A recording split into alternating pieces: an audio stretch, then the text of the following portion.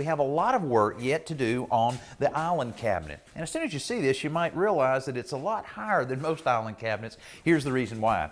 We installed the hardwood floor a couple weeks before we were able to put the finish and the stain on the hardwood floor so that it would have time to acclimate and draw any of the moisture out being in this air-conditioned space.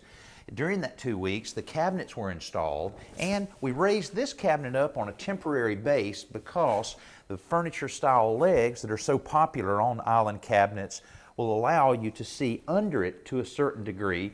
And by finishing this, we'll lower this back down later and everything will look great. Now, another reason that we have this elevated is that the homeowners are doing something a lot of homeowners are doing in their kitchens these days, and that's to let the island cabinet take on a little bit of a different personality, but one that's still complementary to the rest of the kitchen with a completely different finish.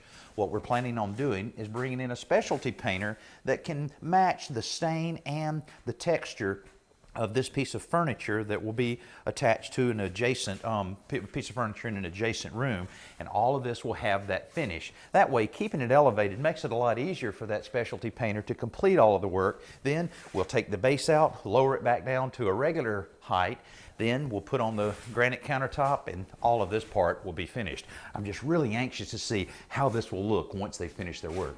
The first coat of stain that's applied is a lighter color. It quickly becomes obvious, though, that this will bring out the beauty of the wood's grain and warm up the kitchen considerably.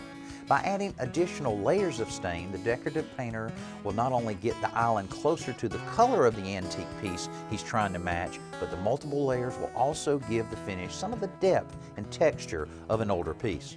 Our strategy of lifting the island up seems to be working well because he's able to cover every part of the island completely and quickly. Soon we're able to lower it back down into its final position to await the granite countertop.